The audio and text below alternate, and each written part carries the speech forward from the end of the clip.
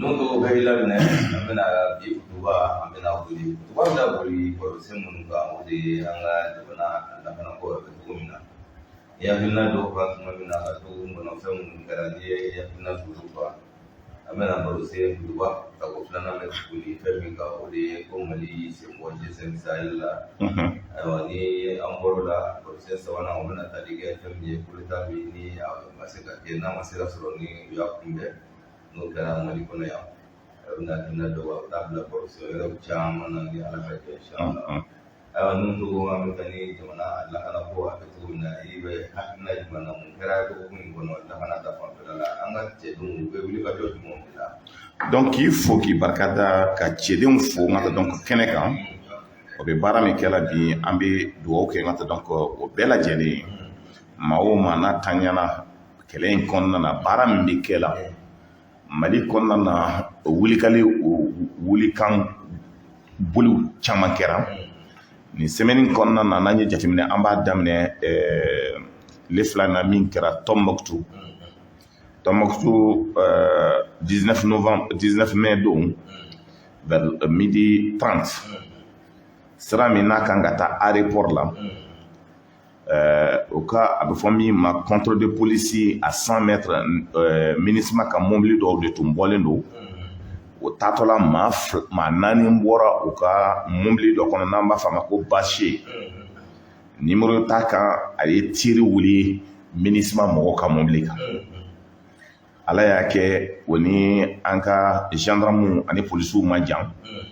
olu bolila ka na k'a ɲini ka taa donc k'a lajɛ min bɛ kɛ la tiri min kɛra nga to jateminɛ kɛra k'a fɔ maa kɔni ma sa mais maaw banana mobili yɛrɛ bɔra ka bin nga donc n'i y'a jateminɛ nga to y'a bila bɔlɔlɔ kan nga to donc a image kɛra ka yɔrɔ caman kɛ opération Maliko ani opération kɛlɛtigi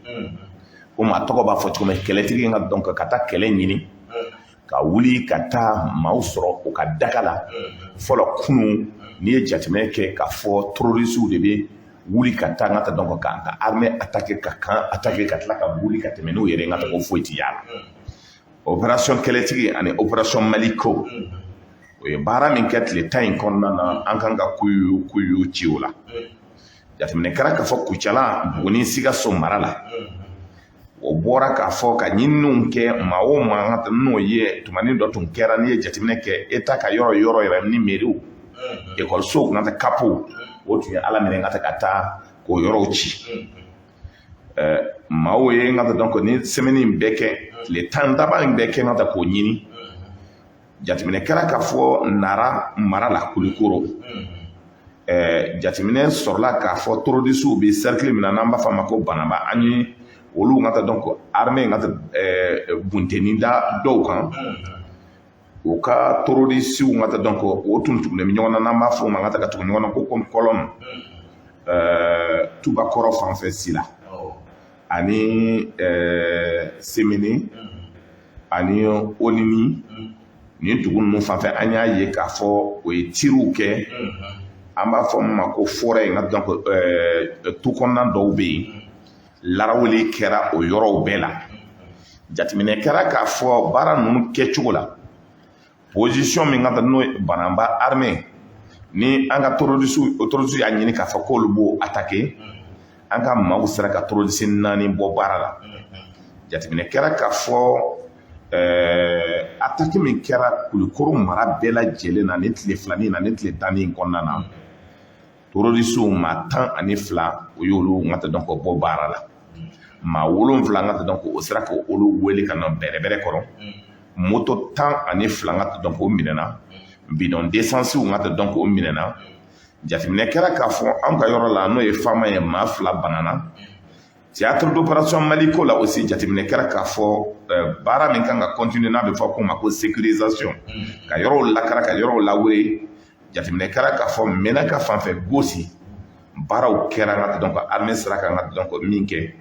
terroristes maa 10 ɲɔgɔn nga ta donc ani o ka AK-47 o y'o minɛ maa dɔw la ani TK opération nga donc n'o ye jamanadenw lakanali ye o ka baganw kana se ka suɲɛ baaraw ka se ka kɛ n'i ye jateminɛ kɛ depuis fɔlɔ a bɛ fɔ min ma Assane Di Abo Muktar o weleli nga donc o menaka fanfɛrɛ na a kɛra mankanba ye jateminɛ kɛra k'a fɔ attaque saba ɲɔgɔn kɛra faama mɔgɔw la T-Site parce que ni maa min weleli ni ka don bɛrɛbɛrɛ la o ma diya o ye nga o kɔnɔna na an ka maaw sera ka marifa 2 minɛ o la ani chargeur 12 nga donc o minɛna o la jateminɛ kɛra k'a fɔ maa dɔ yɛrɛ sɔrɔla $2,70,000 ani $70,000 ni kɔ o sera ka sɔrɔ a bolo nga donc o y'o minɛ a poche kɔnɔ donc an t'a dɔn wari min bɔ la min jateminɛ kɛra k'a fɔ opération théâtre la donc opération Maliko n'u cɛmancɛ bolo la min kɛra nga donc a bɛ fɔ ma ko Zetia n'o ye groupement tactique interarmé ça veut dire armée mɔgɔ bɛɛ dɔndɔni b'a la gendarmerie b'a la garde b'a la génie b'a la armée de l'air b'a la o bɛɛ nga o sɔrɔla ka baaraw kɛ nga a fɔ ko selen Bankasi mara la n'o ye Bandiagara région ye jigitigɛ kama nga sugu o sugu bɛ yen nga k'a daminɛ Tori sugu la ka se Sokura sugu la nga o y'a sɔrɔ nga terroristes bɛ yaala ni marifaw ye mais depuis a mɛnna k'a fɔ ko groupement opération tactique n'o ye groupe tactique interarmé ko selen Bankasi mara la o bɛɛ tununa sugu kɔnɔna na mais baaraw kɛra ka taa nga donc a bɛ fɔ min ma laraweleliw olu kɛra nga donc Bankasi mara la nga donc dɔw bolila k'u ka moto tan terroristes bolila k'o to yen jateminɛ kɛra k'a fɔ Segu mara la aussi baaraw kɛra terroristes 20 nga donc o sera nga ka dankari olu la o ka marifa jugu min o b'a dɔn duguma nga donc olu sera ka minɛ mɔgɔ 5 sera ka minɛ nga ka dɔn bɛrɛ la ani marifa dɔw n'a b'a fɔ ma ko AK-47 nga donc 7 minɛna ani mitrailleuse 12-7 nga donc olu minɛna téléphone 14 nga donc o minɛna moto 13 o minɛna ani groupe électrogène nga donc kungo kɔnɔ o bɛ si min ye nga donc o minɛna ani a bɛ fɔ ko soudeur machine dɔ b'o bolo olu minɛna pinɛ minɛna ani batterie min nga n'o bɛ taa panneau kari nga ka batterie ta ka baara jugu kɛ n'o ye batterie dɔw minɛna o la jateminɛ kɛra k'a fɔ aussi Jɛnɛ mara la ale de armée bɛ wuli ka jɔ la ka terroristes gɛn o baara min bɛ kɛla nga donc jateminɛ kɛra k'a fɔ kɔnbaw kɛra an ye terroristes 4 fa nin semaine in kɔnɔna na maa 10 banana jateminɛ kɛra k'a fɔ baaraw kɛra nin hakilinaw na an ka donsow aussi nga donc olu ye nga donc kɔlɔlɔ dɔw sɔrɔla maa 4 nga donc olu tora a ko la ani mɔgɔ 2 nga donc olu banana a kɔnɔna na terroristes 15 nga donc olu nga donc o ni bɔra moto 17 nga donc olu minɛna matériel militaire caman nga donc o sera ka minɛ base de terrorisme n'a bɛ nga Ceko Bugudugu ani Ulala nga donc olu nga donc ta wulila olu la Douanza mara la nga donc jateminɛ kɛra ka renseignement ninnu ye baara min kɛ frappe aérienne ka ta wuli olu nga donc ni avion nga ka camp d'entraînement na Abu Amhadu no olu nga ka camp d'entraînement min bɛ nga donc forêt kɔnɔna na k'a daminɛ Duna fanfɛ tasuma wulila o la nga terroristes 29 nga donc olu fara ma 17 nga donc o minɛna denmisɛnnin 12 tun b'o bolo nga o denmisɛnninw minɛna ka dɔn bɛrɛbɛrɛ la o tun bɛ entraînement kɛra o la marifa nga donc 37 minɛna o bi 12 minɛna moto 24 minɛna caisse de munitions caisse 7 minɛna a bɛ mobili 2 minɛna o la taliku waati 15 minɛna o la dans les poursuites toujours nga donc o baara in kɔnɔna na offensif nga donc fu ye les forces armées déterminées nga donc continuer do ka baara kɛ o jateminɛ kɛra k'a fɔ terroristes 12 nga donc olu nga minɛna olu nga donc olu combattu la ani marifa dɔw minɛna o la nga donc n'o kɛra secteur de Boni fanfɛ yɔrɔnin na donc jateminɛ kɛra k'a fɔ n'an ye jateminɛ kɛ ni tile 10 in kɔnɔna na maa 200 ɲɔgɔn terroristes o de fara a bɛ fɔ min ma min banana o ka terroristes la maa 40 ani kɔ olu banana maa min minɛna ka don bɛrɛbɛrɛ la maa 20 ani kɔ nga o donna bɛrɛbɛrɛ la moto 70 nga donc moto 80 o minɛna mobili 4 nga donc o minɛna o la marifa min minɛna o la nga o tɛ se ka compter ka ban taliki 15 nga donc o de minɛna terroristes la ni tile 10 kɛlɛ na nga Mali yɔrɔ bɛɛ la nga donc min kɛra donc an bɛ foli lase an ka armée ma kunun ni ye jateminɛ kɛ tamani fan fɛn nga donc aussi nga donc o y'a essayer ka kɛlɛ boloda Mali yɔrɔ caman parce que tellement gɛlɛya b'o kan bi o b'o yɛrɛ ɲini na ka tɔn o bɛ baara in kɛla cogo min o bɛ yaala dugu kɔnɔna na o bɛ minnu ta k'a don ka taa dugu da la suguw bi yɔrɔ min pour que mɔgɔ tatɔ la ka taa u ka katakata na u ka se ka yɛlɛ kan o moto kan u ka se ka yɛlɛ kan o maa min b'a baara kɛ maa 2 maa 3 ka taa o de b'o kɛla parce que déjà panique b'o kan mais ni an ye min jateminɛ k'a lajɛ dɔgɔnɔdugu la ni baara min bɛ kɛla n'o continue na nin fɛ nin ye tile 10 ta ye n'o ye tile 20 wɛrɛ kɛ ka taa dɔn a terroriste bɛ ban o b'o fa ka ban maa tile 10 kɔnɔna na maa 200 ka fa donc a kɛra cogo cogo ka taa ko bɛ ban ou on a fait une république. Donc c'est pour cela on profite de l'occasion qu'à armée faux, qu'on félicite au Bébara Mekela, Yoro Bengataka Fafoué, au bravo, même Tanyana, Anga Mauchela, Anne Jamana, Deme Tanyana, Ambeto Koyangata Alaka Yosano, passé en gros, les Kerala en matière de sécurité, nous pouvons avoir des boulots fracan, Mbikabla.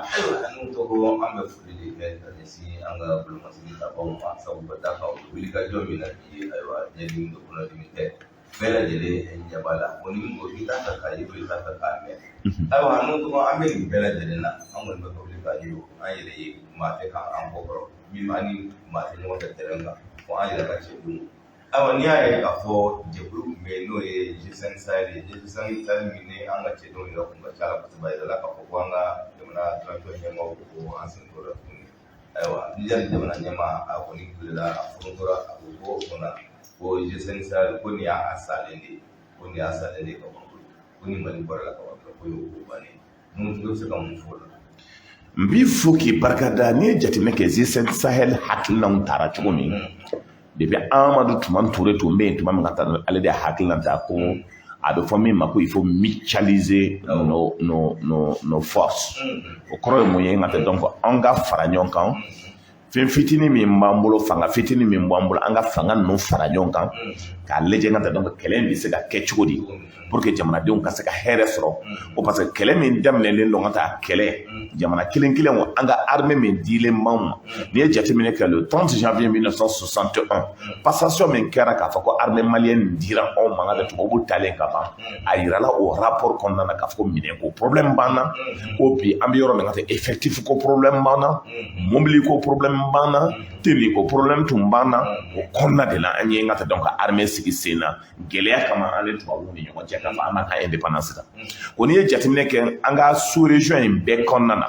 Burkina Faso a kɛra ten Guinée ka donc a kɛra ten Sénégalais ani Côte d'Ivoire armée yɛrɛ tɛ olu tun bolo c'est que olu ta Faransi de ka donc olu tun ka armée gendarmerie dɔrɔn de tun b'o bolo presque ka k'a fɔ ka taa min dilanlen don armée de terre ni armée de l'air ni fɛn caman ka donc a t'o bolo ni hakili b'a la a b'an hakili sigi a b'a hakili jigi en 2007 an ye Wade invité ka na an tun taara Sikaso défilé dɔ la ni ATT in ka donc Wade wele ka na an ka hélico ninnu ani an ka avion de chasse ninnu an ka miki ninnu tɛmɛlen wage tɛmɛlen n'o ye an tun bɛ ka taa Sikaso ka taa Janjo la o don an tilalen kuma dira Wade ma a y'i kanto ko ni armée bɛ maa min bolo k'i bɛ se ka sunɔgɔ ka taa ka wuli ka jɔn o y'a sɔrɔ ka taa donc armée de l'air tun t'ale bolo o waati y'a sɔrɔ ka taa gendarmerie la an ma musow recruter o waati y'a sɔrɔ ka taa donc a bɛ fɔ min ma garde la musow ma recruter nin bɛɛ la a y'o ye Mali kɔnɔna ka wuli ka taa ka yɔrɔ dilan a bɛ hakili jumɛn fɔ ka taa donc armée min tun b'an bolo o don o armée tun dabɔra ka kɛlɛ kɛ jamana ni jamana de cɛ o armée ma dabɔ k'a fɔ ka kɛlɛ kɛ ka taa k'a fɔ ko maa kura bɛ se ka wuli terrorisme ko bɛ se ka wuli u ko jamanadenw ka taa donc olu yɛrɛ bɛ wuli ka rébellion kɛ k'a fɔ k'i b'a kɛlɛ ka taa o hakili tɛ ka bɔ tuma taw la donc ko nana ka gɛlɛya ka taa donc jamana ninnu kɔnɔna na bi ka taa n'i ye jateminɛ kɛ kɛlɛ de kɛra à l'intérieur kɛlɛ de kɛra maliyɛn den jamaniw ni ɲɔgɔn cɛ dɔw ye ka taa yɛrɛ kɛ rebelle ye dɔw y'o yɛrɛ kɛ ka taa drogue feerela ye dɔw y'o yɛrɛ kɛ mɔgɔ feerela ye dɔw y'o yɛrɛ kɛ ka taa donc cigarette feerela ye olu bandiw de faralen bɛ ɲɔgɔn kan ani ka na ka taa k'a fɔ ko bɛna sigi diyagoya an ka jamana kɔnɔna na diinɛ tɔgɔ la k'a fɔ ko yɛlɛma ka taa o terrorisme kɛlɛ min daminɛna jamana wɛrɛ mɔgɔw ka na ka tila k'an ka mɔgɔ dɛmɛ ka taa kɛlɛ kɛra o ye donc an ko jateminɛ kɛra k'a fɔ komi fanga ɲɛnama t'an bolo jamana ninnu kɔnɔna na armée sigila cogo min an ka hakili jagabɔ kɛ an ka ko de kan ka taa pour qu'on appelle mutualiser nos ressources o kɔrɔ ye mun ye ni attaquera Mali la Mauritanie ka taa ni Mauritanie kaw ko o bɛna Mali kɔnɔ o y'o ka mɔgɔ dɔw gɛn o natɔ la an ka se ka sira dayɛlɛ o ye olu ka se ka n'u ka mɔgɔ gɛn fɔ Mali kɔnɔna na ni an ye mɔgɔ gɛn n'o bɛ taa la ka taa donc il faut que an ka se k'o gɛn fo Mauritanie kɔnɔna na n'an b'a fɔ o ma ko an ka se ka poursuite o waati in kɔnɔna na baara dɔw kɛra état major kɔnɔna na an ye appareil dɔw sigi état major ɲɛmaa n ka olu tun bɛ se ka kuma ɲɔgɔn cɛ zone kɔnɔna na baara nana ka dana bɔ n'i ye jateminɛ kɛ américains nana n'an b'a fɔ o ma film club olu nana ka exercice k'an kan an fɛ nka de terroristes bɛ kɛlɛ cogo min an bɔra o kɔnɔna na ATT ko il faut créer le G5 o G5 in ka donc c'est la bande sahalo-saharienne a tun bɛ daminɛ ni jɔn na k'a daminɛ Tchad la ka na Niger la ka taa Burkina Faso la ka taa a bɛ fɔ min ma Mauritanie donc anw yɛrɛ fara kan donc an ko n'anw farala ɲɔgɔn kan o y'a sɔrɔ o daminɛ na Algérie tun b'a kɔnɔ n'an bɛɛ farala ɲɔgɔn kan ka taa donc baara in bɛ se ka kɛ o cogoya la Nigeria yɛrɛ tun ko k'a bɛ fɛ ka na don Boko Haram a baaraw tun daminɛna mais an ye réunion fɔlɔ kɛ avec les ministres des affaires étrangères après ka taa donc président tɔw ye o ban ka na k'o tora o cogoya la a salolen tolen Ibrahim Boubacar Keïta nana baaraw daminɛna pour que baara in ka se ka concrétiser faransi ye hakilinaw ta mais n'i ye jateminɛ kɛ a kɔnɔna na bi G5 Sahel kuma bɛ fɔ cogo min maa min n'i ye jateminɛ kɛ a kɛlen n'a fɔ fɛn kura don fɛn kura tɛ nin fɛn kɔrɔlen min ka taa donc o de daminɛna n ka taa k'ale de ka taa a bɛ se ka kɛ fɛn barikama ye cogo min mais n ka taa donc sɔrɔ ko de nana ka kɛ problème ye a fɔra n ka taa donc ko sɔrɔ min kan ka na don a la avion min kan ka ɲini marifa min kan ka ɲini tenue min kan ka ɲini kan min kan ka sigi n ka taa o bɛɛ kɔnɔna na ko n'an ye baara kɛ ko an ka se ka baara kɛ or an ka yecogo fɔlɔ la c'est que maa o maa n'i bɛ jamana o jamana na c'est que an kan ka ɲɔgɔn kunbɛn n'an ka marifaw ye an kan ka ɲɔgɔn kunbɛn n'an ka avion ye c'est à dire ni Mali ye mɔgɔ gɛn sisan n'a bɛ taa Burkinakaw k'an kunbɛn n'o y'an kunbɛn ka taa donc an b'o fila ka taa donc an bɛ communication kɛ ka taa donc pour que ka se ka maa jugu ninnu faga donc o kɔnɔna na baara ma kɛ ten donc n'i ye jateminɛ kɛ G5 la bi an bɛ min fɔ n ka Maliyɛnw k'a faamuya n'i ye 100 sɔrɔ ta bi c'est que Mali yɛrɛ bɛ 80 bɔ. Mali budget kɔnɔ Mali de b'a ka sɔrɔdaw sara Mali de bɛ kan min b'an bolo bi n ka taa kan 5 6 donc ka daminɛ Gossi fan fɛ ka na n ka taa frontière 3 frontières ninnu na n ka taa donc ka tila ka na Mali yɔrɔ dɔw la donc olu n ka taa kan min bɛ yen n'an b'a fɔ a ma ko G5 Sahel kanw o ye Mali ka militaires ye marifa min bɛ yen anw yɛrɛ ka marifa don sara min bɛ kɛ an yɛrɛ de bɛ mɔgɔw sara la dumuni min dun anw yɛrɛ de bɛ dumuni dun na donc si an ka bɔ G5 Sahel la ni mɔgɔ hakili la ko min don ka taa ko tubabu ka minɛn de b'an bolo ko mɔgɔ wɛrɛ ka minɛn t'an bolo o tɛ fɛn ye o tɛ hakilina kura ye o ye hakilina min ye n'o tɛ donc anw yɛrɛ ka sɔrɔ an bɛ baara kɛ la n'o de ye donc tubabuw kan k'an dɛmɛ min bɛɛ la l'Union européenne o y'o ban o don ka taa ka wari di parce que Faransi de bɛ taa la ɲinini kɛ ka taa donc Faransi ma se ka fɛn ɲini mun de la an bɔra G5 Sahel la. N'an b'a fɔ a ma ko G5 Sahel jateminɛ kɛra k'a fɔ n ka taa donc assise laban min kɛra en février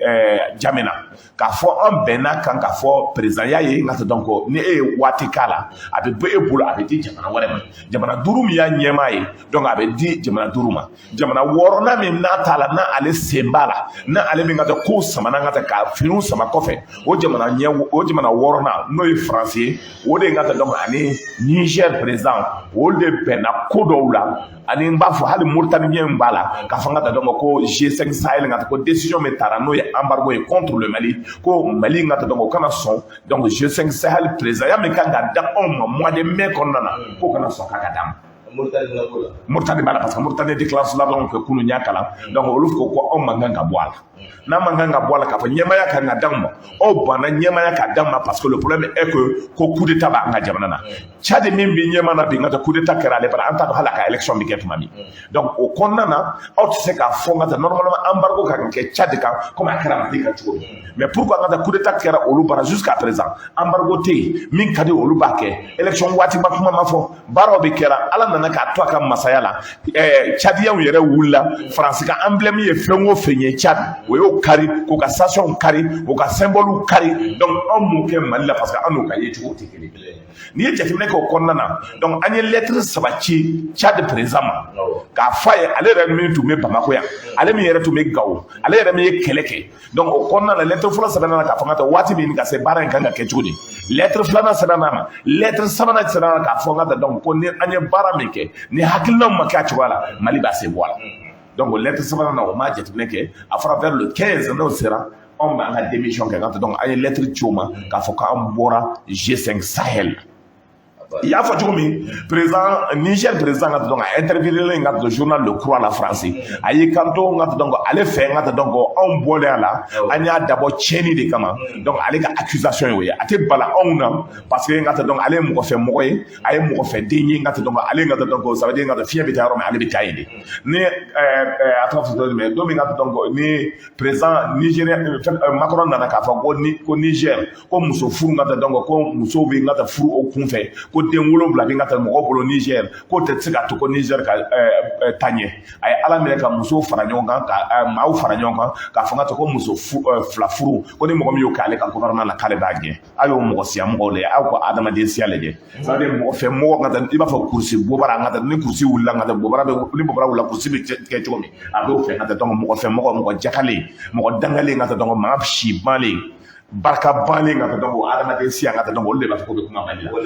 wale président a ye nɛni min da anw kan n'a y'a nɛni da hali ni wale président na nin y'a siɲɛ 2 de ŋa a da faralen don ka se Mali ma ŋa donc n'a da faralen don ka se Mali la ŋa donc an bɛ kuma segin a ma pour que a ka mɔgɔw k'a dɔn k'a fɔ anw tɛ an lamaralen don an tɛ waleɲumanw nɛni mais n'i y'i ɲɛ turu ŋa k'a fɔ ŋa k'i b'i da fa an ka jamana na an b'i joli min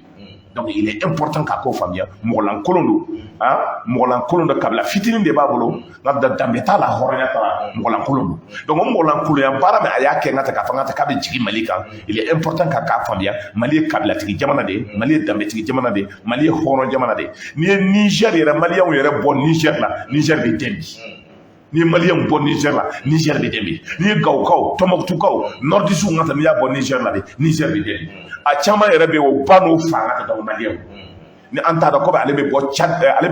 Tchad gɛrɛfɛ ŋa siyani fitinin don a bɛ bɔ o de la maaw t'ale yɛrɛ ka siya dɔn de kosɛbɛ la n'a fɔra ko maaw ka Faransi kama fanga taara k'a d'a ma k'a fɔ k'a bɛna dafa Mali la an tɛ jɛn n'o ye bi an tɛ jɛn n'o ye o danga kelen de wulilen bɛ Alassane na komi a kirinna tile 2 in na ŋa taa a wulila donc an b'a ɲini ŋa taa Ala yɛrɛ ŋa taa ka ko yɛrɛ bɛ ban ŋa taa maa ti ŋa taa maa saya souhaiter pour que an ka se ka lafiya parce que ni ninnu mɔgɔ dɔw ma sa ka ban diɲɛlatigɛ kɔnɔ fo ka diɲɛ wuli ŋa taa Mali tɛ taa ɲɛ maa min kariya ka 3000 personnes faga ŋa taa donc Côte d'Ivoire fanga kama pour que ka fanga sɔrɔ o bɛ kariya ka fɛn bɛɛ kɛ maa min y'a ba kalifa anw na ka tila k'an ŋa taa donc ka tila k'a fɔ k'a b'a fɛn fɔ Mali ma donc o ye dangatɔ de ye Ala ŋa taa se bɛ e de ye Ala ŋa taa donc maa jugu dɔw bɛ ŋa taa i b'a bɔ an na maa min bɛ baara kɛ ŋa taa pour que jamana ka taa ɲɛ e t'olu mara ka ɲɛ e b'olu to o ka taa joona mais maa kuntan min ŋa taa min b'a to jamana ka ci maa sintannimaw maa min ŋa taa donc ni baarakɛla tɛ maa min ni hinɛ t'a dusu la maa min ŋa taa donc ni silamɛw tɛ i b'olu don to ŋa to ka mɛn Ala comme e de b'a dɔn i b'a kɛla cogo min donc fɛn min don Alassane ŋa donc ani Niger président ni Ala bɛ se k'o bɔ an da la se bɛ e Ala subahana wa taala i kan ka kuma lamɛn i kan ka taa donc n'u yɛlɛma ka bɔ yen pour que jamanadenw ka se ka hɛrɛ sɔrɔ fantanw ni faamaw u ka se ka hɛrɛ sɔrɔ an b'o de ɲini fɛ nin jumadonba ye. Est-ce que an bɛ nin fɛn ninnu bɛɛ lajɛlen na est-ce que Niger ni Mauritanie kɛlen bɛ k'o kɔnɔ dayɛlɛ Mali? N'i ye jateminɛ kɛ Mauritanie ko la depuis ko daminɛna fo ka na se bi n'i ye jateminɛ kɛ cɛ attaque ye Mauritanie ye. Donc depuis ko daminɛna i n'a fɔ o bɛnnen don ko dɔw la donc bɛnkan bɛ ŋa taa terroristes ni Niger ni ɲɔgɔn cɛ n'i ye jateminɛ kɛ ŋa taa frontières na attaque o attaque bɛ kɛ anw ka yɔrɔ la o bɛ attaque kɛ ka tila ka don Mauritanie de kɔnɔ mais i t'a mɛn tile kelen ko Mauritanie attaque la donc a kɛlen n'a fɔ terroristes ni Mauritanie bɛnnen ba a ko kan pour ka se ka fɛn bɛɛ kɛ ŋa taa pour que baara in ka se ka kɛ ŋa donc o ka se ka lajaba se Mali ma mais an dalen bɛ Ala la an dalen b'a kira la maa ma anw dan ŋa taa donc Ala de y'anw dan an dalen b'a la ŋa taa maa tɛ se ka fɛn k'an na ŋa taa donc o ye anw hakilina ye. Ayiwa maliden dɔw fana bɛ yen minnu ma jɛ n'a ye k'a fɔ ko an bɔra CEDEAO fɛngɛ la k'an bɔra GCM Sahel la k'an bɛ k'an tɛgɛ bɔ an ka ayiwa an n'an jɛɲɔgɔnw bɛɛ lajɛlen k'an bɛ ka bɛɛ bila ko an kelen bɛna to an dan ma wala an kelen bɛ se ka ko k'an yɛrɛ ye. N bɛ fɛ ka min fɔ maa min bɛ ko dɔn olu k'a fɔ parce que komi an ka journalistes ni an ka videoman ni an ka maa dɔw ka taa olu tɛ hali o tɛgɛ nɔmɔ n'o tɛgɛ kelen dɔn olu bɛ kɛra analyse politique ye maa min sigilen n'a b'a ka jɛ dun na ka dɔn ale hakili k'a da kan ka don Mali ko la k'a kan ka Mali stratégie ko kuma fɔ Ala y'i ka kalan da yɔrɔ min Ala ye fanga min d'i ma ka tɛ dɔn i b'o de fɔ mais n'i tɛ ko min dɔn min b'a dɔn i b'olu wele ka na i ka analyse kɛ mais min sigila dabarabaya la ni min ye hali téléphone sɔrɔ k'a ci aw ka radio la o bɛ se ka ta ka kuma i b'a fɔ k'a bɛ fɛn de dɔn Mali kɔnɔ e tɛ foyi dɔn Mali kɔnɔ i ye tailleur de ye i ka tailleur kɛ e tɛ foyi dɔn ka tɛ dɔn i ye école karamɔgɔ de ye i b'i ka école karamɔgɔya de kɛ e ka école karamɔgɔya kɛ armée ta ŋa dɔn ani dispositif min kan ka ta ani ŋa dɔn e ye ŋa dɔn inspecteur des finances de ye e k'i ka wariko ɲɛnabɔ e ye directeur de radio de ye e k'i ka radio ko ɲɛnabɔ ni jamana ka fɛn la don min ka tɛ dɔn i b'o kɛ mais Mali la ka taa bɛɛ kɛra spécialisé bɛɛ kɛra analyse bɛɛ hakili k'a bɛ ko dɔn o de bɛ ko gɛlɛya mais an bɛ yɔrɔ min position min na le problème c'est qu'à tigi min dɔn i b'a fɔ ko k'a k'a lamɛn n b'a fɔ a ye aujourd'hui bi n'i ye jateminɛ kɛ a fɔra ko an ka violation des desplaces kɛra a fɔra n'a ta ko France bɛ don an ka territoire kɔnɔna na na olu nɔrɔlen bɛ France la ni France tɛ n'olu tɛ balo ça veut dire o ye mɔgɔ fɛ mɔgɔ denw dilanlen k'a bila fo ka tuyɛn olu tɛ kɛ fɛn ye nka o ye denw ça veut dire nka donc ça veut dire balo la maa si tɛ se ka balo k'i bɛ hali silamɛya la a fɔra nka ta donc kuranɛ kɔnɔna na ça veut dire gɛrɛbuya nka ta donc ni se b'i ye a tɛ kɛ nka ta donc ça veut dire nka karamɔgɔ kan ka sɛnɛ de kɛ pour que i ka se ka balo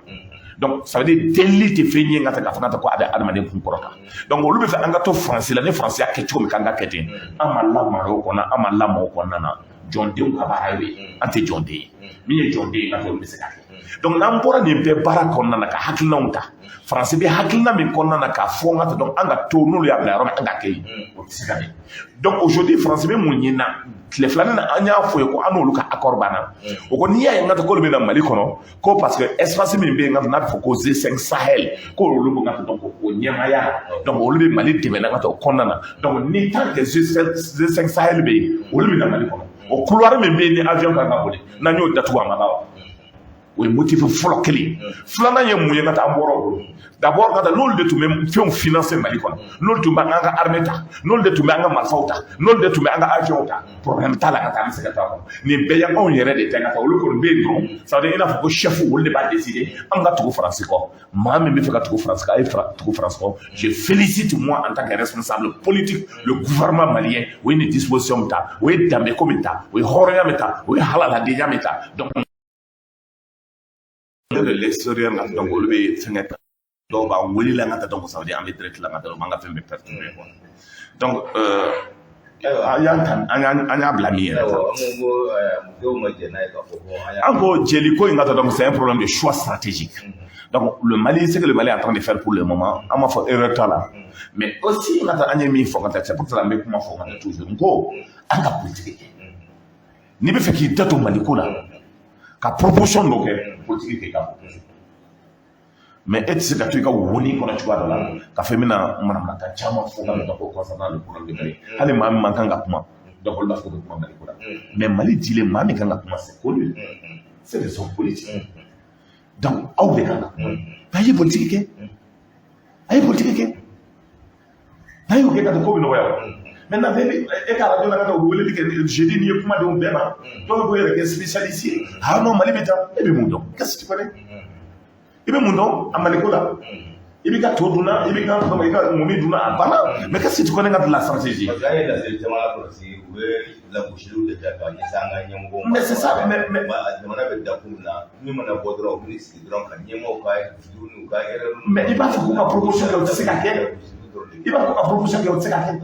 maintenant u ka proposition kɛ an ma bɔ ka taa donc mun de kɛra ka to ka question poser n'o ye question poser mɔgɔ b'o jaabi mais des gens qui ne connaissent absolument rien qui ne voient même pas plus que le bout de leur nez olu b'a fɔ ka taa ko min na ka taa critiquer n'i ye jamana jateminɛ ka taa Russie ni Ukraine le moment où jamana bɛ position na les journalistes ukrainiens et les journalistes russes o b'u ka jamana de protéger mun kan ka kɛ quelle information on donne la France aussi quelle information mais des piètres journalistes ou des piètres vidomanes o bɛ se min na s'attaquer nga donc à l'institution s'attaquer aux responsables et s'attaquer même à l'armée an y'an ka débat kɛ ka i bɛ kɛ ka ko fɔ fo ka ban anw de la k'a fɔ an b'an attaquer armée malienne na tile kelen y'a yɛrɛ o ka segin n'an ka kuma bɛɛ ye k'a fɔ an b'an attaquer armée malienne na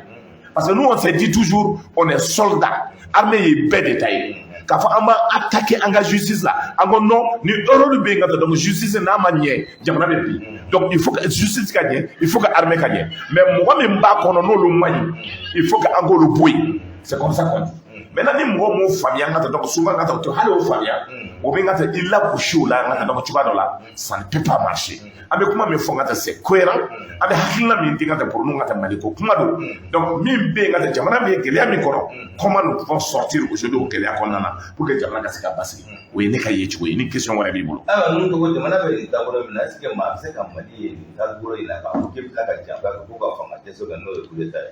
a kana bali la parce que jamana o jamana ni fanga daso kɛra n'o ye coup d'état ye i b'a jateminɛ k'a fɔ ni jamana bɛ crise la de a bɛ kɛ donc o jateminɛ min kɛra depuis lawale la ka taa 1968 jamana ngata donc murbu ka wati la ne jatimne ka donc murbu ka wati la ngata on na ne tieni donc o bara mi kera fo kana se yoro do la o gele ngata donc on na ne ngata donc comment ça s'appelle novembre 1968 coup d'état kera en bora en 91 Moussa Traoré taminana gele de kera ngata donc malikola donc on a 91 événements de film nous kera on a des coups d'état ni jetman ka Amadou Toumane Touré ta norko problème gelen tombé donc les gens mo tombé sara agolo ko kera on a des coups d'état ni jetman ka ngata donc Ibeka Tala jamana sera yoro de la ça n'allait pas du tout donc on a ngata donc Ibeka mo la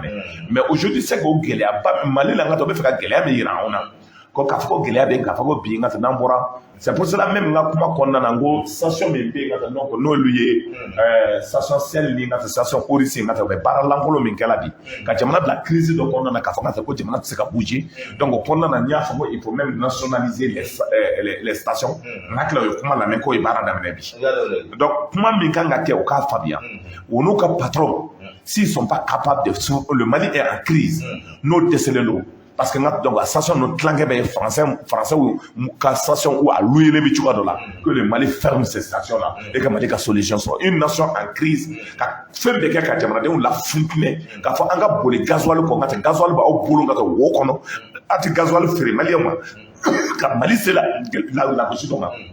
il est important que Mali a disposition d'autant aux stations d'Atou ou aux stations Moukonou. Si Mindo ka donc il doit y avoir des combats de grève là quand depuis 100 jours ça Moukonou de quoi au lieu de les mêmes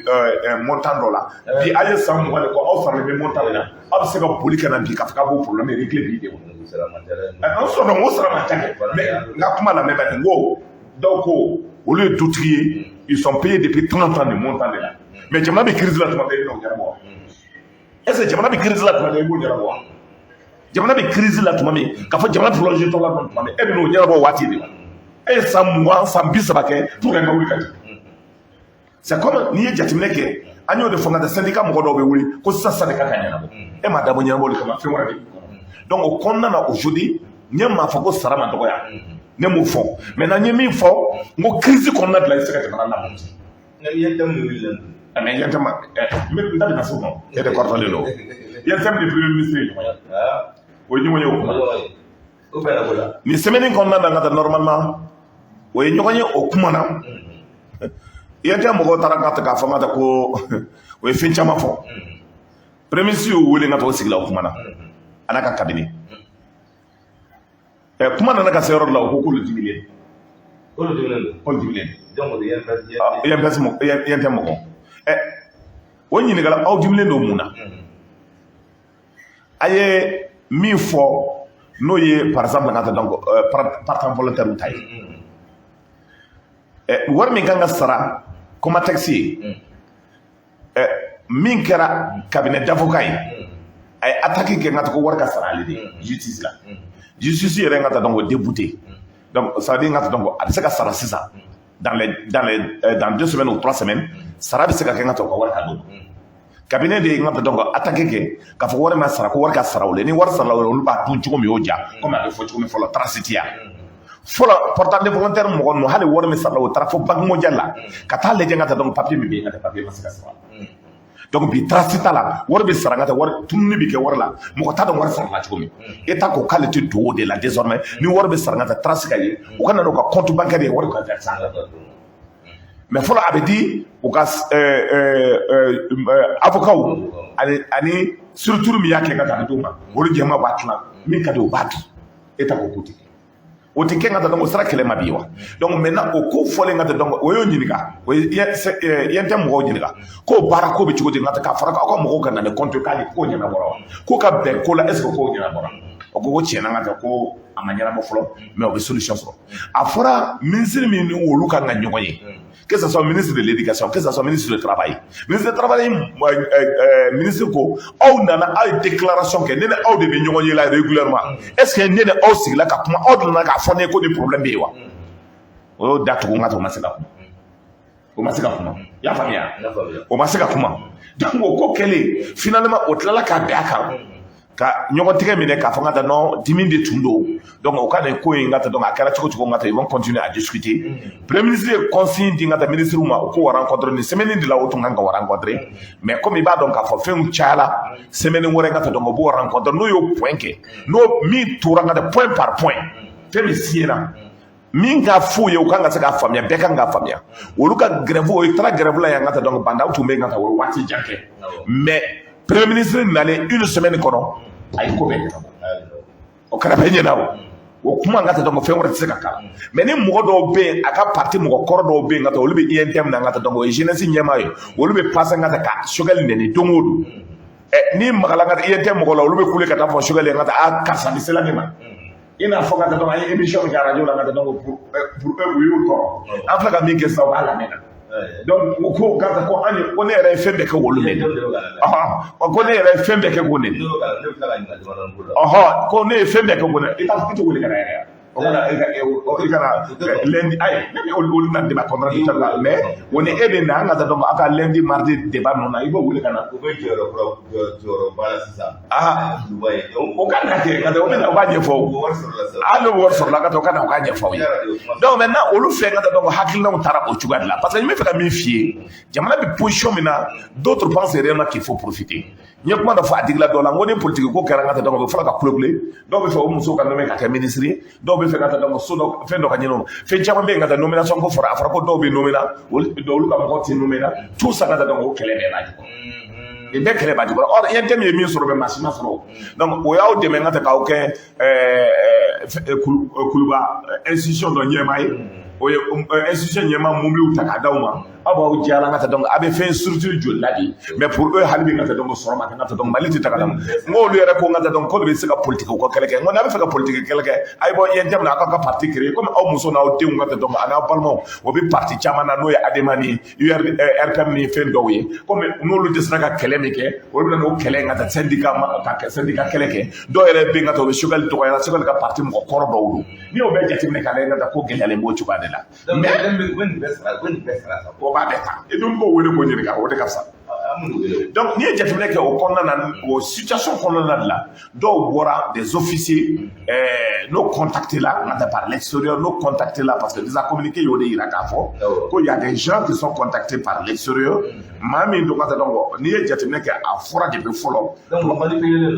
non o ma dogo n ka taa donc parce que le problème c'est que mɔgɔ min politique ta ka bɔ Mali la olu bɛ fɛn bɛɛ kɛ pour que n ka taa jamana ka se ka di donc o kɔnɔna de la an y'a jateminɛ k'a fɔ le porte-parole de la transition ni o ye Ablaye Maïga ye o bɔra n ka taa donc k'a fɔ n ka taa ko des officiers des sous-officiers olu n ka taa o bɛ fɛ k'an ka donc jamana bɛ fɛ ka taabolo min na le 11 et le 12 o tun bɛ fɛ k'an ka taa coup d'état kɛ jamana na donc jateminɛ kɛra k'a fɔ baaraw kɛra depuis une semaine maa dɔ kɔni tɔgɔ yera la ko Amadou Keita n'o o bɛ CNT la n'o ye rapporteur de la commission défense et sécurité a n'a ka maa tɔw ko olu n ka taa surtout nin cɛ in tun bɛ baara kɛ n ka taa donc génie de la génie chef de corps dɔ n ka taa o y'a bɔ a la donc jateminɛ kɛra k'a fɔ n ka taa donc o ye maa dɔw recruté par ci par là o n'o fara ɲɔgɔn kan parce que n ka taa coup d'état kɛcogo caman bɛ yen mɔgɔ bɛ ɲinɛ min kɔ parce que n'a ye président sɔrɔ n ka taa ka président jigin diyagoya ma k'a kɛ i n'a fɔ ni jamana binna o parce que le problème c'est que coup d'état tɛ k'a fɔ i bɛ jamana yɔrɔ bɛɛ minɛ o coup d'état n'i ye président n'i sera ka kiiri kɛ président kan ka président ka maaya ban ka donc o ye coup d'état kɛlen de ye o n'i y'a fɔ coup d'état mɔgɔ b'i kanto ko jamana bɛɛ ko bɛɛ b'a bolo wa ko n'i y'a minɛ fila ye coup d'état ye nka ko mɔgɔ bɛɛ b'o bolo wa min kɛra Ibrahim Boubacar Keita ka taa donc o sera ka jigin de n ka taa minɛ ka taa n ka taa o y'a bannen o don min a bɛ kɛ n ka taa mɔgɔ bɛɛ tun t'o fɛ o ATT ta tun bɛ kɛ don min n ka taa mɔgɔ bɛɛ t'o fɛ après de n ka taa mɔgɔ b'o rallier kelen kelen pour ka se ka baara kɛ n'i ye jateminɛ kɛ événement ni gɛlɛya b'a la kɔnɔna na tan parce que nin waati in kɔnɔ o b'a dɔn k'a fɔ transition kan ka ban waati min ka taa kuma ma fɔ o baara min bɛ kɛ la tant que n'an ma tila o processus na ka baaraw kɛ ka ɲɛ donc gɛlɛya bɛ kɛ nin kɔnɔna na ni hakili b'a la ATT ka waati la 1981 Jabira n'a ka mɔgɔ les hommes de rang o y'a ɲini k'a fɔ ko bɛ coup d'état kɛ transition na Amadou Toumani Touré ka waati la o y'o siri ka o da donc c'est la même logique do hakla ni wati kono ko no wulla ka be sanga soronga ni wati na jamana be position mi kono e ke jamana de ngoyere inda ado foro mi ko l'armée monte en puissance puis ko flan foni kunanga go que tu vas aller contre aujourd'hui des forces armées de sécurité maintenant politique mo me kule la ngata afra ko politique mo do bala les enquêtes vont continuer ni ma mi be sorla la ngata les téléphones sont en train d'être interrogés information to be nyina bara be kela ngata pour ka donc afo joni impliquer les mba konnana donc no lu be sorla ka bangata donc depuis l'autre jour ngata erreur mi kera folo ngata donc banda ko wati la ko mine kata sécurité d'état la ko ma ngata donc yo mine traitement kata no ka ena ka action judicialisée ça veut dire que la justice ka boloka aujourd'hui ngata ka en konnana bara be kela ya ka en donda be treleno donc o be menno ka bla bere konnana ngata bara be kela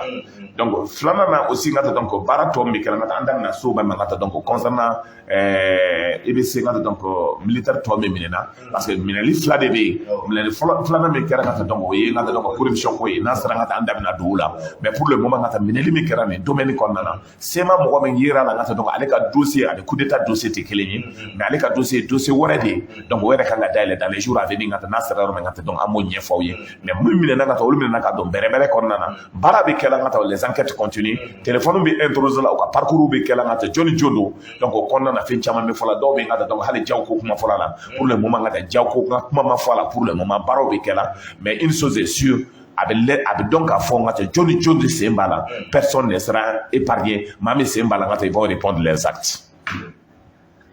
nous to ko ni ama ko mari mo ke wakili la jogere la na yen dem fana na soro anu bena masala kala je ko japum bina je mana mo bi sura ni je bina ke je mana be du chamana yen dem mo la de anga hospital ni be je mana mo na asite normala mo di donde de souffrance dugula yen dem man ni shi kala ke grabo be ke shom be ke fantu manga me ala donc jamana be kumola gele ba anka nyebe kinabe nyebe ka mais wati do be o te kala ke kuma donc na musu anu la masala ko nu to aya ka ko jamana ko corruption bi duya wi be kala de adam be domine ko transition kon na yurugu ali favoritisme o fana do nyere na be domine ko bi parce que ni jamana de demine yurugu kele be ka ke o ishi nga femere kala be yurugu kala yurugu fana bai o mu ni me fangala bi o ba la je kaba sungo di sori kudo bara ro okay anga kanam gobi yente gobi joro chamun tuti mana okay abe yemo ni de sente mo yi iwazo gouvernement mo yi be ko funga musodo nga dendu nga musoso mo do nga yere dum so mo do de mana se ga to ni kanga ni min na dina di so mo yi les flana c'est ma famille maintenant les flana nga dambe gouvernement barka da gouvernement est décret d'ota maintenant ni be donc armée na quelles sont les conditions au bétonné et kanga don chukomi baraka nga ke chukomi visite ko nga ke chukomi hakina nga ke chukomi au décret tara les flyna pour que ça fait moraliser ni be donc ngata ka fanga ta ko lycée additif ka do chuka la au boram parce que jatumene kera ka fo hal ni semaine kono armée kono na lycée additif do duna ce qui est contraire à la loi ça veut dire akara sumo ko au niveau du commandement militaire qu'ils comprennent. C'est-à-dire le pays n'est pas pour vous. Donc je dis à Diarra, il est important qu'il comprenne qu'on doit moraliser la situation. Maintenant, Franco, parce qu'on est dans le commandement militaire, on est colonel, on est donc des quartiers. Donc, lycée additif ou bita, en tout moment, aïe karsalado, donc, formation d'amenena, c'est pas digne de l'armée, ce n'est pas digne de notre façon de faire, ce n'est pas digne de la démocratie et ce n'est pas digne de l'honnêteté. Il est important que le commandement militaire comprenne ça. Les flânes dans les jours à venir, à lycée Bokaïra. Ça veut dire qu'est-ce qui se passe? Mon bito, on a donc ça des formations là. Ou le lycée additif ou bon. Quand on a donc le lycée additif le, à te visiter, à te fouiller, parce que on a chef d'état-major, mais on a à l'Amérique lycée blanc, on a kata doma ko kam ko frère. Nama fo ngata borakati, nama fo Assimi de adi, afo Assimi cousin de adi, afo ngata chef d'état-major de adi, afo ngata ministre de la défense de adi, afo ministre de la sécurité de adi. Atteigné. qu'on soit honnête quand t'as tigné. Jamana d'abord comment que les gens se partagent les parts des gâteaux comme comment il s'appelle Kanamna. Modo Tara il paraît qu'ils sont même pas là. Directeur Yoluta. C'est pas honnête donc de la part donc des responsables pour que notre donc ni muso donala s'il ne mérite pas ta manana. Mais coquel vous le aussi que je condamne. Parce que né Nyamaye muso ngata undé il est majeur de sa promotion ngata kafkati do aussi ngata kageli. S'il est majeur de sa promotion, mais Congo Kake Djea Konana, c'est pas parce que tout le monde a pas mérité qu'à toi là. C'est pas honnête et c'est malhonnête de la part des gens. Et puis le problème, il c'est qu'à deux euros, pourquoi il y a pas mais c'est pas bon. C'est pas bon.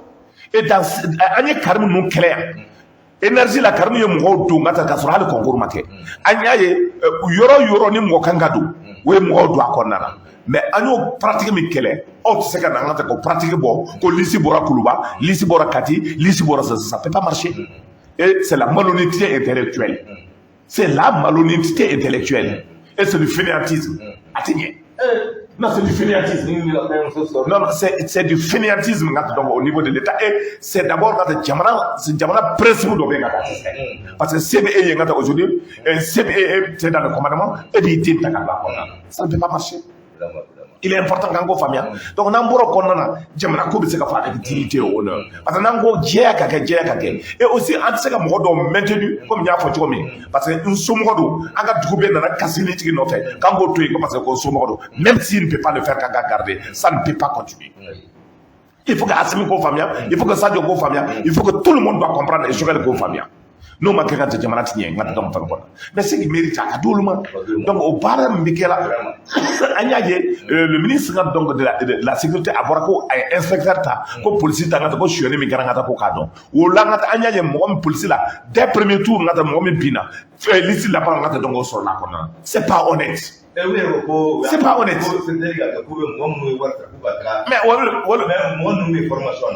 Mais nous de fois c'est pas honnête.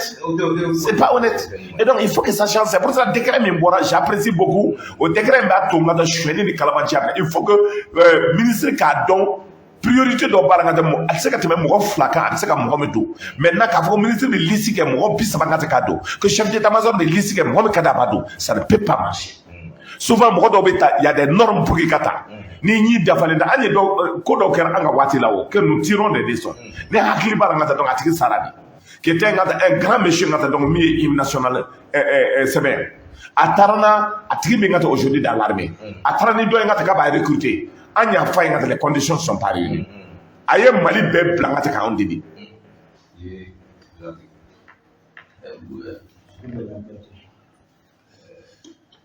Donc en fait là, il est exactement combien de mètres. Bon, donc on continue donc on va résister après donc on va le son takadi on continue. Donc on continue question to na ribulo.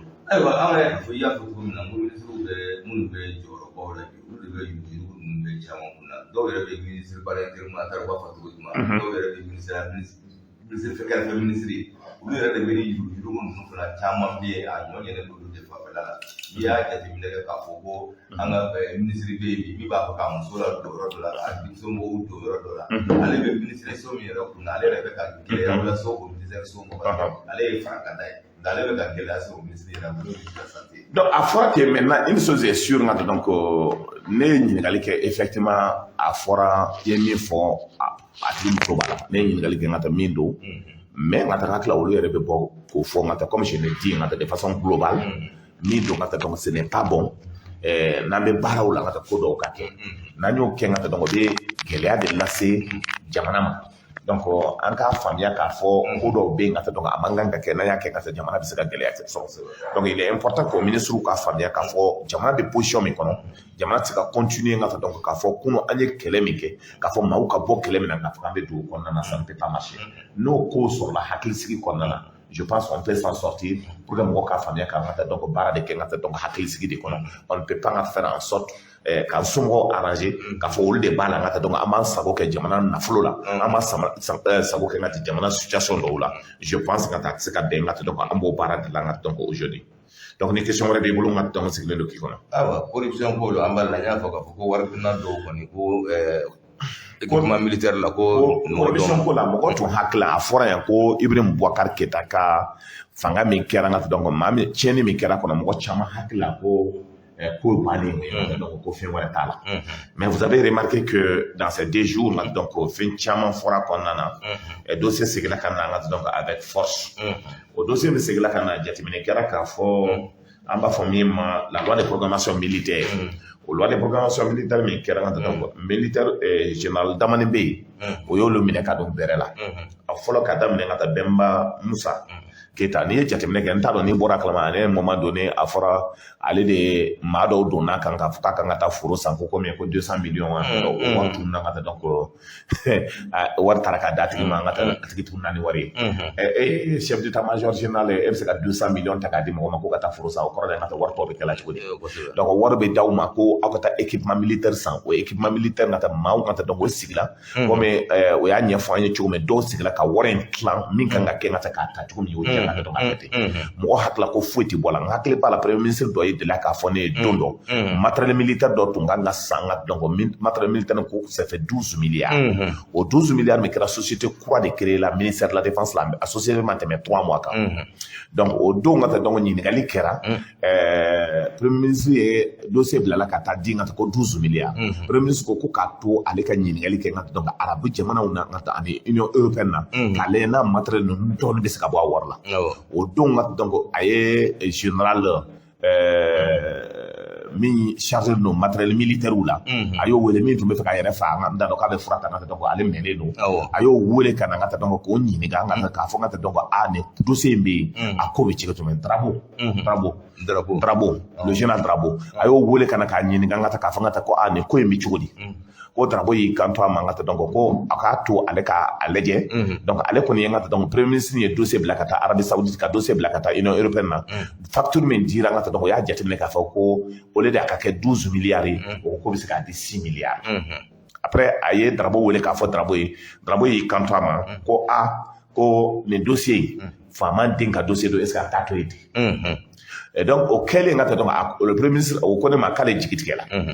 ko donc kale jikitikela ngata donc ale touré don don président de la république Ibrahim Boubacar Keita téléphone chama ka ko attaque do kan ke nord la ko ni problème be matériel ko me be na manya mo de femi kera nord la ngata avec responsabilité donc na ko kera chama ka va assumer la responsabilité donc lui n'avait plus de solution aller 12 milliards débloquer kandoma pour 12 milliards donc ni jatimine ka o ka fotu la 6 milliards klana woni yonche oui milliard do be taka dinga donc ni otran dobla fanga karanga kesla do be tabla société fictive me créer la ani commerçant lankolo mi ngata donc a baraka aujourd'hui ministère de la défense là be kanga ni ka aujourd'hui ngata mon kera aussi ngata donc là-bas mi ye matériel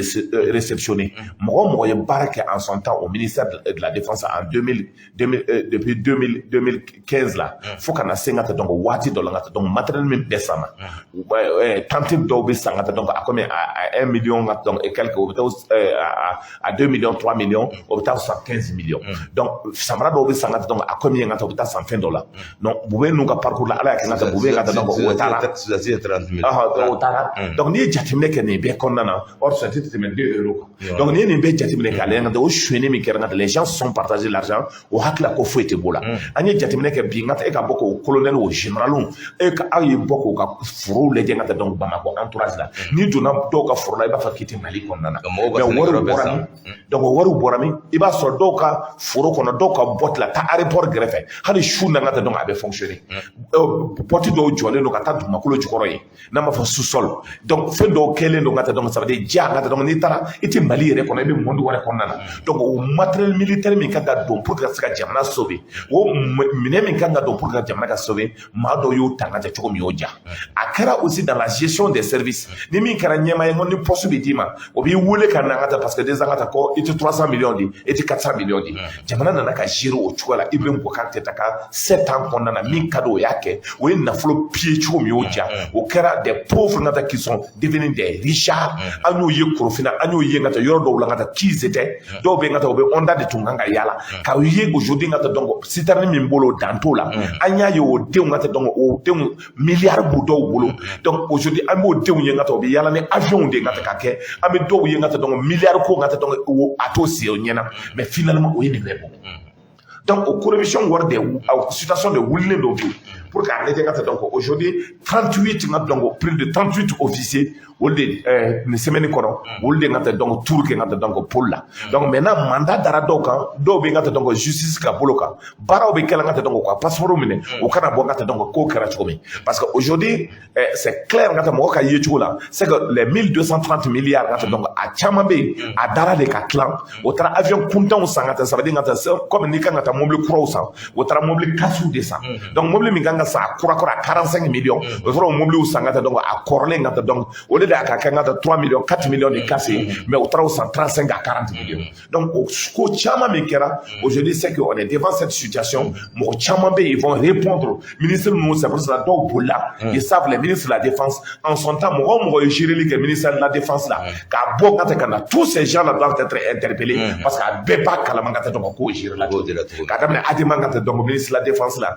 k'a daminɛ ngata donc UDD ministre de la défense là k'a daminɛ ngata donc ministre de la défense min bɛɛ tɛmɛna en son temps ngata donc min ye wariw géré ils doivent être interpellés parce que au lieu de ngata matériel ka san parce que la loi de programmation militaire c'est pour la première fois wari dira milliards dira ngata pour que équipement ka kɛ jamanadenw ka se ka ngata donc baara kɛ ngata k'o ka jamana sécuriser mais a y'a jateminɛ k'a fɔ mɔgɔw ko ka ɲa dun ko foyi tɛ bɔ a la et les commerçants aussi qui ont bouffé les commerçants qui ont détourné les commerçants qui se sont fait enrichir ka États-Unis ngata ka villa ka fɛnw jɔyɔrɔ dɔ bɛɛ la tous ces gens là doivent être interpellés pour voir concrètement min kɛra parce que n'a ma kɛ a tɛ se ka ɲɛ maa tɛ se ka jamana nafolo don ils sont plus que terroristes ni min ye kɔni y'a tɔrɔ mɛ dun parce que aujourd'hui il y a la présomption d'innocence an tɛ se k'a fɔ ko bɛɛ y'a dun mais min kɔni ngata donc n'a sɔrɔla k'a fɔ k'i ye terroriste fɛn ka wari dun armée wari dun tɔrɔmɛ kelen a kan ka bɔ i kɔnɔ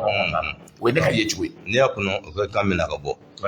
ayiwa n'o tɔgɔ CEDEAO ka crise an bɛ se ka bɔ a kɔnɔ cogo jumɛn sisan ta parce que dɔ kɛra an y'a ye k'a fɔ an ye maa sɔrɔ min bɛ se ka kɛ nɔgɔya kɛ min bɛ se ka nɔgɔya kɛ cɛfɔkanbɛn ni ani ni ɲɔgɔn cɛ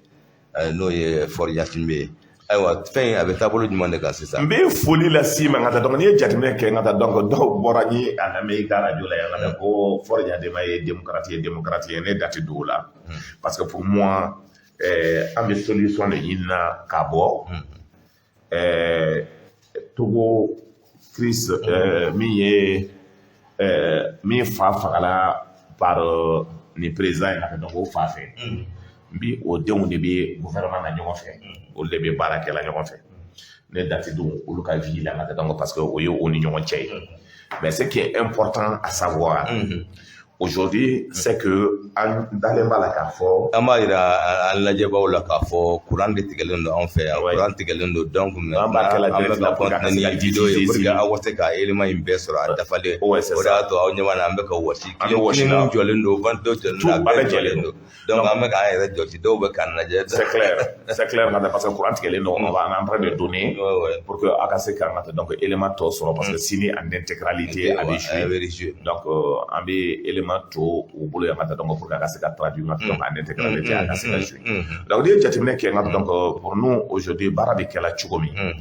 avec le président togolais a dabɔra kan pour que hakilinaw ka se ka ta bi a bɛ baara min kɛla tous les présidents kelen a déplacé la ka t'o bɛɛ voir les semaines kɔnɔ a tun bɛ Sénégal pour que fɔ ka bɛn ka se ka kɛ Mali ani CEDEAO kɛ Mali taara kuma fɛ nka tɛ donc a ka ani Hasimi ka relation na o ka se k'a lajɛ baara de kɛla cogo min maintenant anw tɛ moralité ko la anw tɛ fɛn wɛrɛ ko la nka tɛ parce que le problème an bɛ min na an ka jamana bɛ se ka bɔ crise la cogo min. fa ye coup d'état kɛ ale yɛrɛ ye coup d'état kɛ donc an ka ne kɔni ka fara cogo la parce que ne ka sira ye min ye togolɛw de bɛ se k'o fɔ o tɛ anw ɲɛ sira la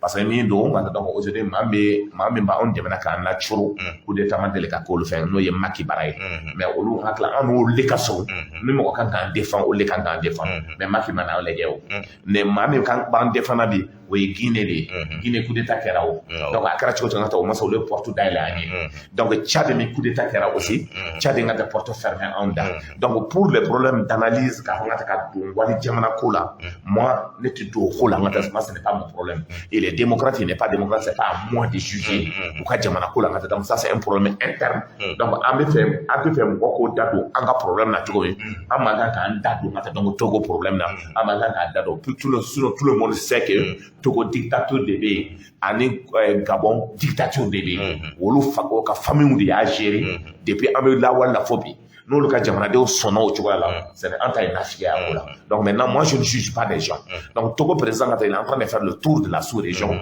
pour qu'on a se gabe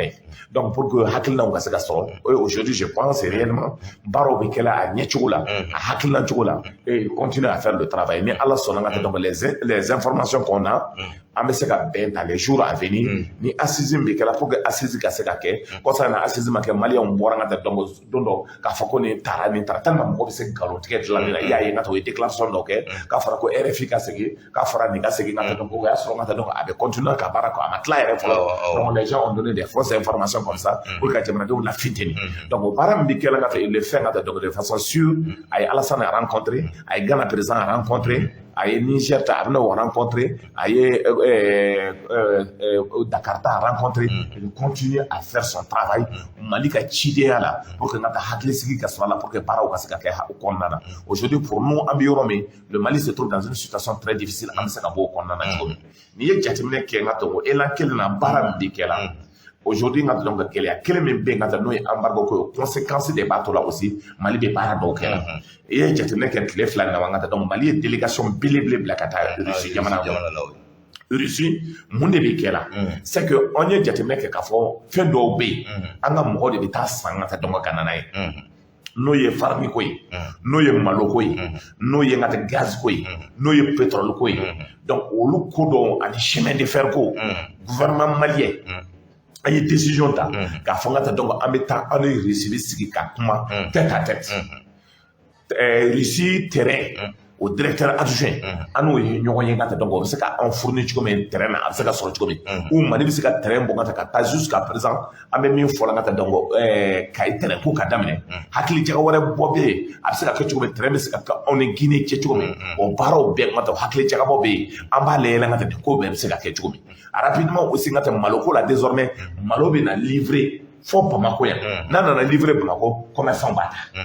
a bɛ di OPAM ma mɔgɔ bɛ taa n ka taa donc k'a san OPAM bolo k'a feere donc Russie hakilinaw ta k'a fɔ n ka taa ko b'o kɛ gaz ko la n ka taa donc gaziw bɛ na donc maintenant maliyɛnw ka se ka gaziw sɔrɔ moins de prix donc n'o bɔra la aussi n ka taa donc fɛn wɛrɛ a bɛ fɔ min ma tout ce qui est hydrocarbures tout ce qui est donc dans ces domaines-là donc Mali bɛ décision de ta la n ka taa o kɔnɔna na baaraw ka se ka kɛ n'o baara kɛra a bɛna livrer fo Bamako commerçants b'a ta n ka taa donc pour que ka se ka di maliyɛnw ma au même prix n ka taa gouvernement tɛ se ka dɔ fara a kan donc o hakilina ninnu ka taa donc o baaraw de bɛ kɛ la aujourd'hui nous pensons que réellement c'est une très bonne chose pour ne pas laisser État ka bloquer jɔn de bɛ fɛ ka don donc an bɛ fɛ k'a lajɛ n ka taa donc pour que État kana bloquer baaraw bɛ kɛ la o condition na donc c'est pour cela le ministre du transport est parti pour le problème des terrains le ministre donc de l'énergie est parti pour qu'an ka se k'a lajɛ essence ko ni comment il s'appelle hydrocarbures ko ni a tɔgɔ fɔ cogo jumɛn mine ko ni an ka se ka taa nin bɛɛ la n ka taa donc a bɛ se ka exploiter cogo min na donc an bɛ se ka fɛn dɔw sɔrɔ a la et en même temps avec les matériels de guerre n ka taa donc o bɛ se ka sɔrɔ cogo min ko mɔgɔ ta fɔra ka ban sa taara ka ban et le ministre des finances est parti contrat bɛ se ka signer cogo min n ka taa baara ka kɛ avec le ministre des affaires étrangères donc en gros nin kow de bɛ kɛ la aujourd'hui avec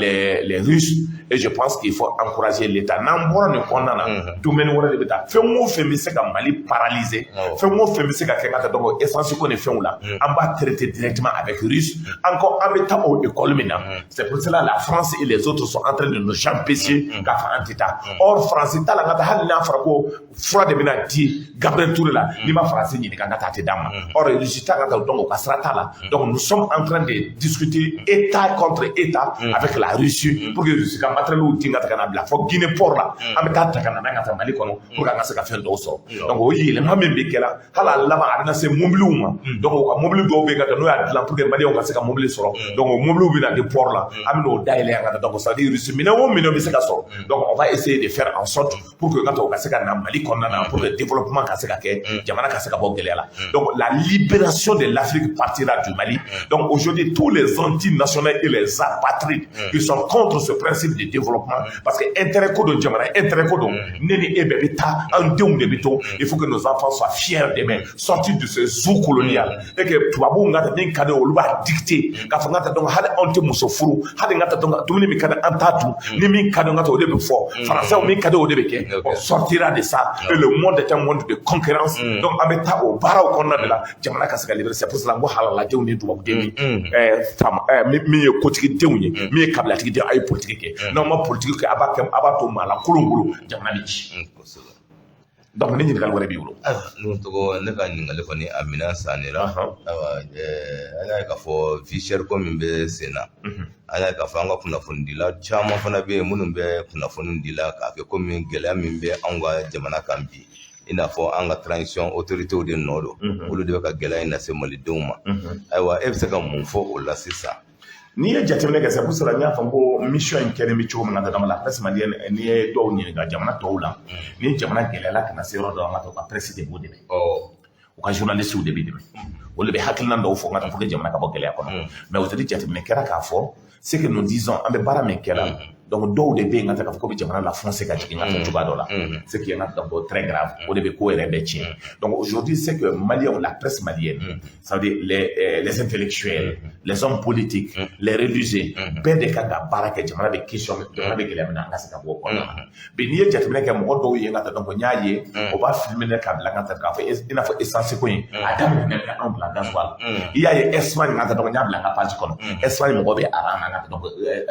gasoil ko la avec le combat ukrainien aujourd'hui c'est que essence sɔngɔ ka taa c'est 1000 et quelques donc à Dakar quelqu'un peut me démentir ni min bɛ se ka n démentir o ka n démentir donc 1000 et quelques donc à Dakar n'i ye jateminɛ kɛ ka taa donc ko sɔngɔ bɛ yɛlɛ ka sɔrɔ ka taa donc port b'olu bolo a bɛ na yɛlɛ donc aujourd'hui c'est que j'ai dit an bɛ baara min kɛla état bɛ effort min kɛra pour que carburant ka se ka to ka taa ka ban ka taa donc a ka prime caman na pour que maliyɛnw ka se ka hɛrɛ min sɔrɔ nin bɛɛ pour que an k'an ka souveraineté de sɔrɔ maa si jamana foyi tɛ se ka taa ɲɛ i k'i si kɛ ka taa donc tubabu deli la n'i ye jateminɛ kɛ aujourd'hui ONG caman datugula c'est vrai français min bɛ bɛ yen ka taa o bɛɛ taara parce que min don o y'an dege ka taa donc geribuya de la o y'an dege o de sara an ka jɛgɛ mɔ o ye jɛgɛ de ta ka ta ka na d'a ma k'an k'a dun an ma o de an ka kalan kɛ o ko k'an ka kalan kɛ ko bɛ ka taa donc anw dɛmɛ donc an y'an to mɔgɔ fɛ mɔgɔ la an ko ka taa donc dunan de kana ye an ko k'a tɛ baara de kɛ an k'an bɛ tugu mɔgɔw de kɔ c'est comme ka taa wura dɔ bɛ ka taa en Chine ka taa o tun ye fɛn bɛɛ kɛ ka taa k'a fɔ ko bɛ o royaume min minɛ donc baara kɛra k'a fɔ ka taa donc ko gɛlɛya b'a la ka taa donc o royaume nin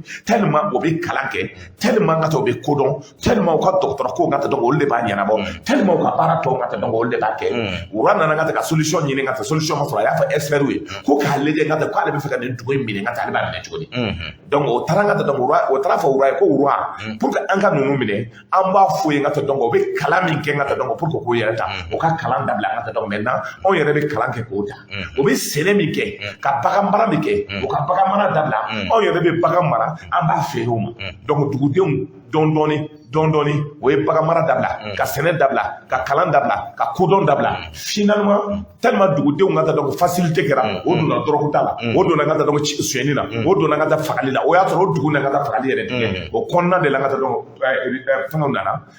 chinois nana k'o bɛɛ minɛ ka taa donc ko yɛlɛma ka kɛ ka taa donc o ka jɔnw ye parce que déjà ka taa n'i bɛ kalan k'i yɛrɛ ye n'i bɛ kodɔn kalan i yɛrɛ ye n'i bɛ hakilina dɔn kɛ i yɛrɛ ye a ka gɛlɛn ka taa mɔgɔ ka s'i la donc o baara min kɛra ka taa donc a yirala k'a fɔ maa o maa n'i bɛ fɛn ka taa donc ka yɛlɛma k'i ka adamadenya kɔnɔna na n'i ye baara k'i yɛrɛ ye n'i ye hakilinaw ta i yɛrɛ ye donc jamana bɛ se ka bɔ gɛlɛya kɔnɔna na ka taa donc i b'i yɛrɛ sɔrɔ donc aujourd'hui n'an bɛ fɛ an ka bɔ gɛlɛya dɔw kɔnɔ on est obligé ka taa ka baara dɔw kɛ anw yɛrɛ ye an ka bɔ ko dɔw kɔnɔ pour que jamana ka se ka taa ɲɛ Mali b'o taa ni sira de ta la o taa ɲɛ sira na ka taa maa caman bɛ yen ils seront contre nous parce que min don ka taa ils sont les enfants de la France ils sont des gens manipulés par l'Europe parce que eux ils sont des gens n'i y'o kɛnɛmana ye ka taa i b'a fɔ ko farafinw don mais kɔnɔna na ka taa donc tubabuw don donc c'est pour cela nous demandons à ces fils de ce pays danbetigiw hɔrɔnw halalaw donc an ye min fɔ an y'an ka parti min n'o ye USR ka segin k'a d'aw ma ka taa donc an ka baara kɛ ka taa ka sigiliw daminɛ pour que ka jamana lajɛ an ka bɔ parti kɔrɔnin ninnu ka ko la n'o ye Adema kɔrɔninw ye n'o ye ka taa donc ça veut dire RPM kɔrɔninw ye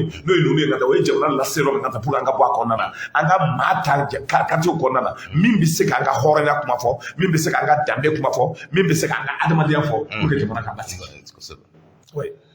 ayiwa n'o tɔgɔ ne ka ɲininkali minɛn kɔni sannira an bɛ sisan an b'a fɔ de ko lajɛbagaw an b'u fo ani maa minnu bɛna an lamɛn redivision na an b'olu fana fo minnu bɛ k'an lajɛ sisan Jawara na an y'a yir'u la k'a fɔ courant tigɛlen don an fɛ yan sisan mais an ye émission in continuer ni vidéo ye pour que an bɛ se ka élément sɔrɔ sini cogo min na a bɛ se ka redivision sigi cogo min na caman ɲɛ b'an na an bɛ k'an wɔsi jɔsi ni a bɛɛ de tigɛlen fiɲɛ bɛ tigɛlen b'a la yan donc an mago bɛ groupe la n'u y'an dɛmɛ ayi ɲɛmaa bɛ baara la kɔnɔ a bɛ baara la dɛ nka aw minnu ta ye radio ye aw lamɛnjɛkulu de ta ye radio ye donc n'aw sera k'an dɛmɛ ni groupe fana ye o bɛ diya an ye o ka ɲi kosɛbɛ yɛrɛ n ka tɛ delili o parce que ni an bɛ fɛ a ko ka taa ɲɛ ka il est important que u k'an dɛmɛ kosɛbɛ donc parce que en gros parce que olu minnu bɛ kɔ kan groupe sɔrɔ ka di ye a ka sɔrɔ dɔw ka kasiminɛnw bɛ na yan u bɛ na ni kasiminɛw caman ye yan n'an ye groupe ɲuman kelen sɔrɔ ou bien n'u sera k'u bolo fana fara ɲɔgɔn kan parce que ɲɛmaa kɔni bɛ baara la dɛ nka radio ye lamɛnbagaw de ta ye radio ye lamɛnbagaw de ta ye dɛ hali ni courant tigɛra u b'an wele fan bɛɛ fɛ mun de b'a radio la radio kɔni dilanna a tigi y'a dilan nka radio ye lamɛnbagaw de ta ye ka ni min fana an ɲɛ b'a la kɔni an bɛ k'an wɔsi ji jɔsi parce que courant tigɛra clim jɔlen ventilo jɔlen n'a groupe tun b'an bolo n'a y'a sɔrɔ an ye groupe bila la ka continuer n'aw ka émission ye aw ye donc aw minnu bɛ extérieur la y'a dɔn groupe ka nɔgɔ aw fɛ yen kosɛbɛ ka tɛmɛ anw fɛ yan kan donc an bɛ bi ta comme il est 20 an b'a bila yan an b'a bila parce que déjà an ka donc an ye 10 minutes min di la tɔw ma ka don se ka don foli ma an tɛ se ka sɔrɔ an bɛ bɛɛ fo globalement an bɛ bɛɛ fo ka bɛɛ dɔn kira maintenant an bɛ bi ta bila yan ala sɔnna ala ka dɔn wɛrɛ yɛrɛ an na